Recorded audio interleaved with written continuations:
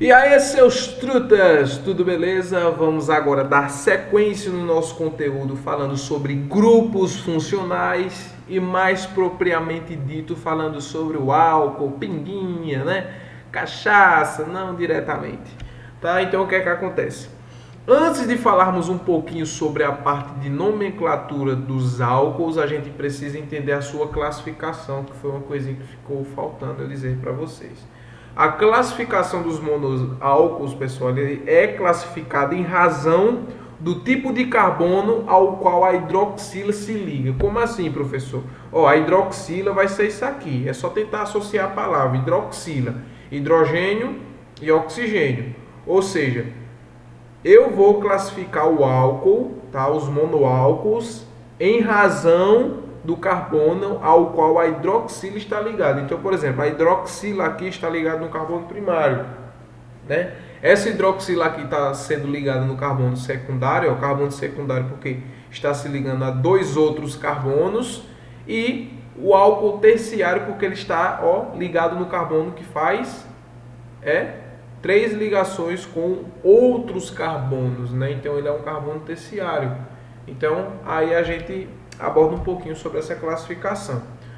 Já na parte de nomenclatura, né, tudo isso a gente já trabalhou no primeiro bimestre sobre hidrocarbonetos, bem fácil, bem tranquilo, né? Vocês acharam super fácil para responder todas as questões. Mas o que é que acontece? A estrutura da nomenclatura dos grupos funcionais agora, ela é basicamente a mesma dos hidrocarbonetos. O que muda é um detalhe. Não só um detalhe, são dois que eu vou dizer para vocês posteriormente. Eu vou dizer o primeiro, depois eu digo o segundo. Então eu estou revisando toda a parte de nomenclatura de hidrocarbonetos, né, basicamente, e depois, né, a gente já entra nessa parte aqui. Uma coisa está ligada com a outra. Por isso que eu disse a vocês, gente, que é uma sequência de tudo aquilo que vocês viram no primeiro bimestre para o segundo bimestre agora. Então a estrutura básica de nomenclatura é prefixo, infixo e sufixo. E antes dessa estrutura aqui, né, a gente tem os grupos orgânicos, que seriam as ramificações que vocês não devem esquecer, beleza? Então, na parte estrutural de toda molécula, né, o prefixo vai ser a quantidade de carbonos, o infixo, a ligação, o tipo de ligação entre carbonos, o sufixo vai ser o grupo funcional. Aí é que a gente mata a charada.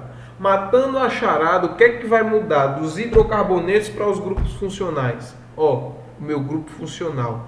Já que na época que a gente estava trabalhando hidrocarbonetos, né? Hidrocarbonetos, o sufixo era só letrinha O. Mas agora, né, que é como a gente tem álcool, éter, ácido carboxílico, cetona, né, uma infinidade de grupos orgânicos, a gente vai mudar esse O por outra coisa, né?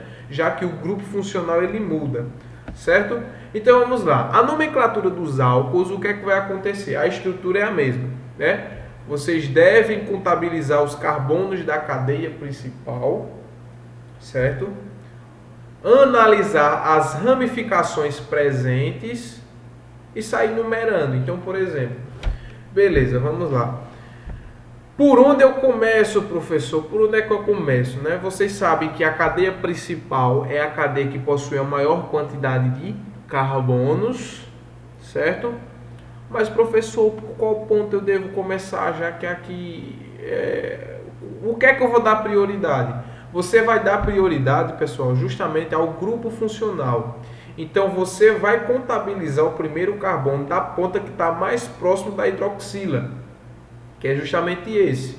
Então eu não posso começar dizendo que esse carbono é o carbono 1, certo? Porque a hidroxila está muito distante dessa ponta, certo? Porém a hidroxila está mais próximo dessa ponta, então esse é o carbono 1. Então vamos lá, né? 1, 2, 3, 4, 5, 6, 7, beleza? Você já sabe que é hept, beleza? Porque só tem ligações simples. E veja que o sufixo aqui para os álcools é ol, vocês não podem esquecer, né? Então, toda a parte de nomenclatura, pessoal, vai ser substitutiva em relação ao sufixo, ok? Então, no lugar do O dos hidrocarbonetos, agora eu vou colocar O Ou, não esquecendo de colocar as ramificações, né, em ordem alfabética. E não esquecendo de colocar a numeração. Então veja, no carbono 4 eu tenho o etil, né, 2 carbonos. No 2 e no 5, né, eu tenho metil, metil. Já que são 2, eu coloco di, metil. Aí eu preciso também colocar aqui na posição 3, eu tenho, né, a presença do meu grupo funcional álcool. Normalmente ou é colocado aqui ou é colocado, né, depois do an, né, do infixo aí, para vocês perceberem direitinho. Ok? Aqui tem outro exemplo também, né? Então não preciso me estender tanto para não ficar cansativo para vocês. Vocês podem até dar uma olhadinha e uma revisadazinha nessa parte de nomenclatura na página 8 e na página 9 do livro de vocês. Vocês vão ver tudo de forma bem detalhada também. Beleza? Então, as observações que eu preciso que vocês entendam, né? Isso está na página 9 do livro de vocês, é em relação às prioridades que eu tenho dentro da molécula para contabilizar a cadeia principal, né? Para dar nome a essa molécula. Então, por exemplo, aqui, a prioridade primeiro é o grupo funcional, né? Depois as insaturações e depois os grupos substituintes, que seriam as ramificações. Então, por exemplo, se eu fosse dar nome a essa cadeia aqui, qual ponta eu começaria a dizer que ela é referente à cadeia principal? Essa ponta aqui ou essa daqui? Essa ponta, porque essa ponta aqui está mais próximo do meu grupo funcional. Certo? Por mais que tenha uma ligação dupla aqui, né? Veja que nos hidrocarbonetos a prioridade sempre seria as insaturações, mas aqui a prioridade sempre vai ser os grupos funcionais, certo? Então essa ponta aqui, seria responsável por caracterizar esse carbono como carbono 1 e não esse aqui como carbono 1, certo? Então veja aqui, 2-bute-en, por causa da ligação dupla, 1-ol. Veja aqui, esse carbono aqui é o carbono 1. Tá? Só fazendo referência que essa ligação que está aqui está referente com a hidroxila. Esse é o carbono 1. Então no carbono 1 eu tenho o álcool, certo? Aí no carbono 2, que seria esse, eu tenho uma ligação dupla. Por isso que ficou 2-bute-en-1-ol. Então essas são as observações que eu quero que vocês prestem bastante atenção e é extremamente importante. Beleza? Mas se quiserem se aprofundar mais um pouquinho, eu sei que vocês vão praticar isso na atividade que eu passar posteriormente, certo? Página 9 aí é essencial para vocês. Beleza? Essa nomenclatura que eu passei agora para vocês é a nomenclatura oficial pela IUPAC, mas além dela a gente também tem a nomenclatura semissistemática. E como é isso que a gente faz, professor? Não tem dificuldade, não tem dor de cabeça, né?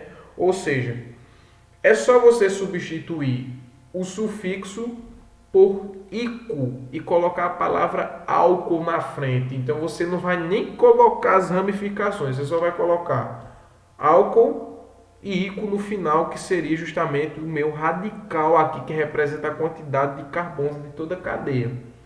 Aí você coloca ico, isso também está sendo representado na página 9, né? Essa é a nomenclatura semissistemática. Quando vocês observarem qualquer questão que tenha ICO, né, essas coisinhas, é sempre nomenclatura semissistemática. A oficial, pela IUPAC, pelo Instituto de Química Pura e Aplicada, sempre vai abordar, né, daquele jeito, de forma bem detalhada, né, as ramificações, as insaturações que aparecem e assim sucessivamente. Beleza? Pronto. Agora, uma das coisas mais importantes, né, dos grupos funcionais que vocês vão ver muito nos vestibulares, é essa parte de propriedades físico-químicas, que aborda, né, o tipo de ligação química que ela está fazendo, o que tipo de interação intermolecular está acontecendo nesses grupos funcionais, que vão caracterizar a sua propriedade físico-química, né, o seu ponto de fusão, seu ponto de ebulição e entre outras coisas, né? Então, por exemplo, né, a gente já falou sobre interação intermolecular, né, sobre essas forças, as ligações de Van der Waals, né, dipolo induzido, dipolo permanente instantâneo, essas coisinhas, as ligações de hidrogênio, né? Então a gente viu que as ligações dipolo instantâneo são fraquinhas, dipolo um pouquinho mais fortes e as ligações de hidrogênio elas são bem fortes. Então, quanto mais fortes forem as interações intermoleculares, maior será o ponto de ebulição. Essa é a dica principal aí que fica para vocês, beleza? Então eu coloquei como exemplo aqui, por exemplo, vejam só, o pentano, né, que seria justamente o hidrocarboneto, ele faz ligação dipolo induzida instantânea, uma ligação bem fraquinha. Aí veja que o ponto de ebulição aqui, ó, é 36,3. Agora veja, né, o ácido etanóico, que seria um ácido carboxílico, ele faz ligação de hidrogênio. Veja aqui, ó, beleza. Olha a massa molecular do pentano para a massa molecular do ácido etanóico. Veja que o pentano tem mais massa. No entanto, só por causa da sua força intermolecular, o ponto de ebulição se tornou bem inferior. Enquanto o ácido etanóico, porque faz ligação de hidrogênio, o ponto de ebulição é lá em cima. Mas vamos para outra situação aqui que eu coloquei no slide aqui para vocês. Veja o propano, propano hidrocarboneto, né?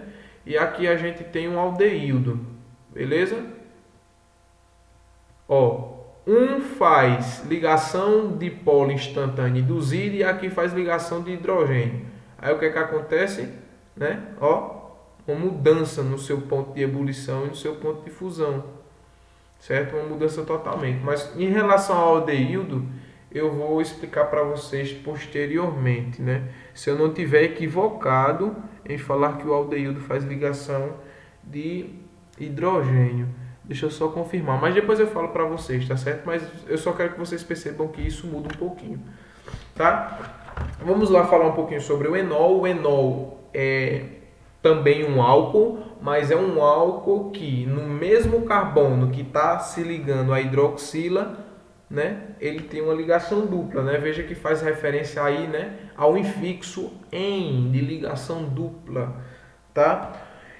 Essas cadeias, pessoal, elas são altamente instáveis e elas se convertem muito facilmente em outros compostos, como vocês vão ver no próximo bimestre, né? Por um processo chamado de tautomeria. Ela pode, por exemplo, a de um enol se tornar uma acetona e assim sucessivamente, por às vezes uma besteirinha. Tá certo, pessoal? Então, o que é que acontece? Devido a essa alta instabilidade dos grupos enólicos, né? Os grupos enólicos eles não têm propriedades físico-químicas bem definidas.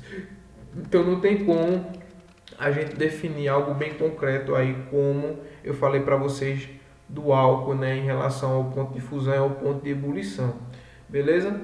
A nomenclatura ela vai ser a mesma, mas o que é que vai acontecer? O infixo vai ser em, porque, né, tem uma ligação dupla. Tá? Isso vocês não podem esquecer. Os grupos fenólicos, né, é onde eu também tenho minha hidroxila, que representa um álcool, mas nessa hidroxila eu vou ter a ligação de um anel benzênico, né, onde eu vou ter o substitutivo, né, do carbono lá, que teria que ter 4 hidrogênios ou 3, dependendo da situação. Aí troca o hidrogênio e bota a hidroxila. E nessa hidroxila está ligado um anel benzênico aí, tá?